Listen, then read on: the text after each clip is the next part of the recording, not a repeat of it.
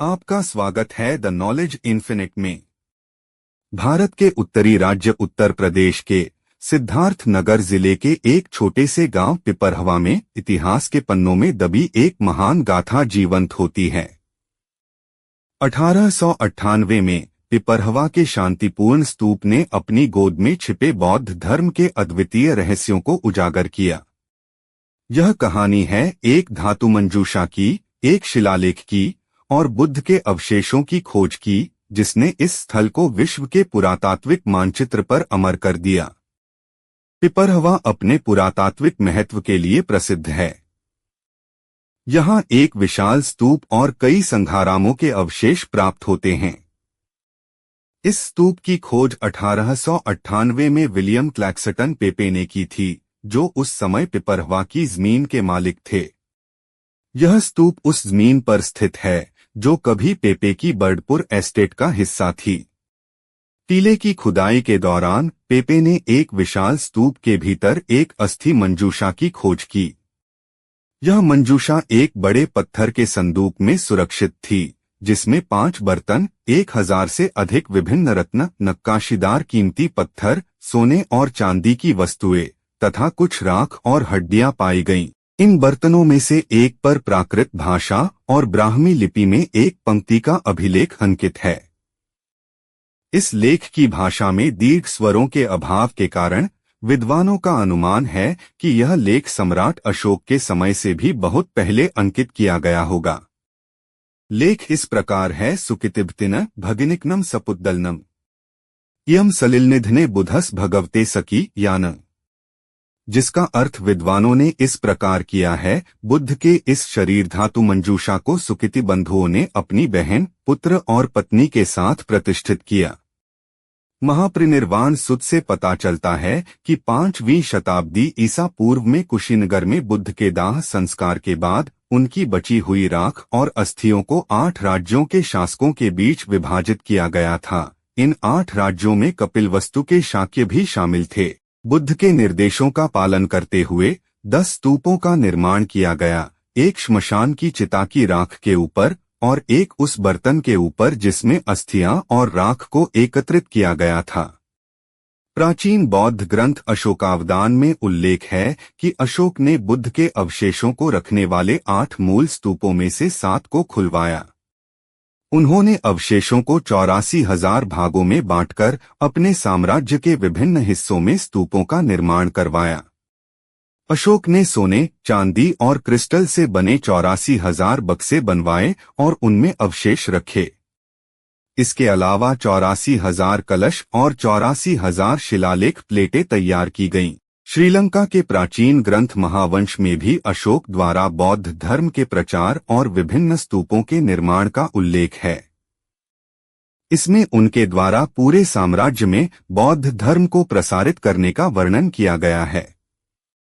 Doctor Anton फ्यूहर द्वारा उठाई गई आपत्तियों के बावजूद बौद्ध जगत पेपे की खोज से रोमांचित था। ब्रिटिश मजिस्ट्रेट विंसेंट स्मिथ ने डॉक्टर फ्यूहर के फैलाए झूठ का पर्दाफाश किया। उन्होंने पाया फ्यूहर एक धोखेबाज और जालसाज था।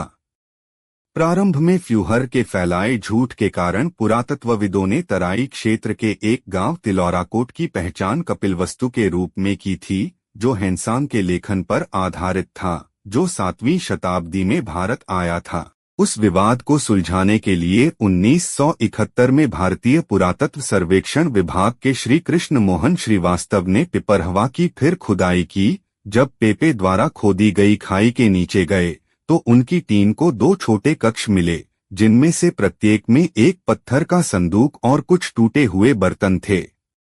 उनमें से एक में 10 अस्थि टुकड़े और दूसरे में 12 अस्थि टुकड़े मिले, जो सभी 5वीं शताब्दी ईसा पूर्व के माने जाते हैं।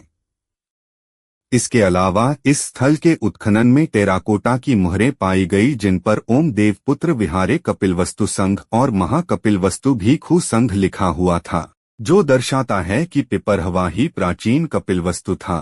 पिपरहवा की खुदाई के दौरान बुद्ध और अन्य बौद्ध आकृतियां प्राप्त हुईं। ये मूर्तियां उस समय की कला और संस्कृति के उत्कृष्ट नमूने हैं। इनमें बुद्ध की बैठी हुई मुद्रा में मूर्तियां भी शामिल हैं, जो ध्यान अवस्था में दिखाई देती हैं। पिपरहवा क्षेत्र की खुदाई में मौर्य और शुंग काल के समय के कुछ सिक्के पाए गए हैं। पिपरहवा से मिले सिक्कों पर धर्मचक्र, हाथी, कमल का फूल और अशोक स्तंभ जैसे प्रतीक उकेरे गए हैं। ये सभी प्रतीक बौद्ध धर्म के महत्वपूर्ण प्रतीक माने जाते हैं। Harry Falk, Vincent Smith, Emile Senart और ऑगस्ट बार्थ जैसे प्रख्यात प्राच्यविद इस बात से आश्वस्त थे कि शिलालेख से यह संकेत मिलता है कि अवशेष बुद्ध के शरीर के हैं। संभवतः इस स्तूप का निर्माण शाक्यों द्वारा वर्तमान पिपरहवा में किया गया। बाद में इसी स्तूप में बुद्ध के परिवार के अन्य सदस्यों की अस्थियों को रखा गया।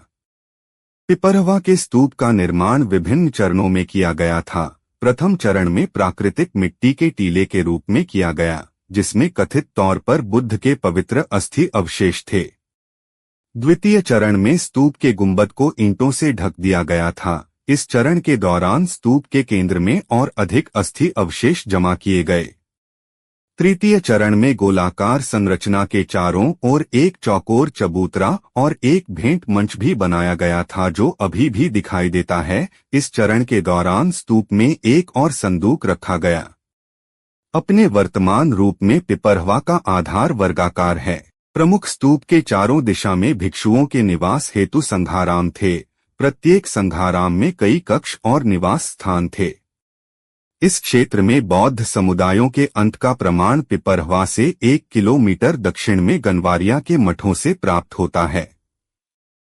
इन मठों को बलपूर्वक आग से नष्ट किया गया था, जिसका समय श्रीवास्तव के अनुसार लगभग 300 ईस्वी है। गनवारिया में हुए उत्खनन में विशाल पकी हुई ईंटों से बने परिसर के अंदर कुएं प्राप्त हुए हैं। इनकी पहचान शाक्यों के राजप्रासाद के रूप में की जाती है। इस स्थल पर किलेबंदी के प्रमाण भी मिले हैं। गनवारिया और पिपरहवा दोनों ही स्थल कपिलवस्तु के हिस्से थे, जो शाक्य गणराज्य की राजधानी थी। हालांकि जहां गनवारिया एक प्राचीन शहर के रूप में विकसित हुआ था और इसका मुख्य उपयोग आवासीय एवं प्रशासनिक था, वहीं पिपरहवा एक धार्मिक स्थल था, जो बुद्ध की अस्थियों को समर्पित किया गया था। 2013 में आइकन फिल्म्स ने नेशनल जियोग्राफिक के लिए बोन्स ऑफ द बुद्धा नामक एक डॉक्यूमेंट्री बनाई। यह डॉक्यूमेंट्री फ्यूहर की खोज में भागीदारी के बारे में संदेह को चुनौती देते हुए पिपरहवा खोज की कहानी बताती है। फॉक ने निष्कर्ष निकाला कि अवशेष और उसके शिलालेख वास्तव में प्रामाणिक हैं और पिपरहवा के स्तूप का निर्माण सम्राट अशोक ने लगभग 245 ईसा पूर्व में शाक्य वंश द्वारा बुद्ध के अवशेषों के अपने हिस्से को रखने के लिए बनाए गए मूल स्तूप पर किया था। 1899 में पिपराहवा में अवशेषों की खोज के 1 साल बाद विलियम पेप्पे ने अवशेष, गहने और संदूक भारत की ब्रिटिश सरकार को भेंट किए। 1878 के भारतीय खजाना अधिनियम के अनुसार विलियम पेप्पे को खोजे गए रत्नों का 6ठा हिस्सा दिया गया था। बलुआ पत्थर का संदूक, रत्न और अन्य सामग्री को कोलकाता के भारतीय संग्रहालय में जमा किया गया। हैरी फॉक के अनुसार भारतीय संग्रहालय से रत्न और अन्य सामग्री धीरे धीरे गायब हो रही है। थाईलैंड के राजा राम पंचम ने भारत सरकार से बुद्ध अवशेषों को उनके साथ साझा करने का अनुरोध किया। भारत के ब्रिटिश वायसराय लॉर्ड कर्जन ने अवशेष का एक हिस्सा थाईलैंड को भेंट किया। थाईलैंड के राजा ने अवशेषों और गहनों के अपने हिस्से का एक हिस्सा दुनिया भर के मठों और मंदिरों को भेंट किए। पिपराहवा के अवशेष वर्तमान में कई स्थानों पर हैं, सिवाय उस स्थान के जहां वे मूल रूप से थे। वर्तमान में विलियम पेप्पे द्वारा खोजा गया उत्कीर्ण फूलदान भारतीय संग्रहालय कोलकाता में प्रदर्शित है, जबकि श्रीवास्तव द्वारा पाई गई अस्थि अवशेष राष्ट्रीय संग्रहालय नई दिल्ली में प्रदर्शित है। श्री कृष्ण मोहन श्रीवास्तव द्वारा उत्खनन किए गए पिपरहवा और गनवारिया से प्राप्त अवशेषों को कपिलवस्तु संग्रहालय में सुरक्षित रखा गया है। पिपरहवा के स्तूप और अन्य अवशेषों की खोज ने बौद्ध धर्म के इतिहास के पुनर्लेखन का मार्ग प्रशस्त किया। 1898 में विलियम पेप्पे द्वारा खोजे गए धातु मंजूषा और उस पर अंकित अभिलेख की प्रामाणिकता को लेकर विवादों ने एक सदी से अधिक समय तक विद्वानों के बीच बहस जारी रखी। अंततः अधिकांश विद्वानों और इतिहासकारों ने इस बात को स्वीकार किया है कि यह अवशेष बुद्ध के शरीर के ही थे।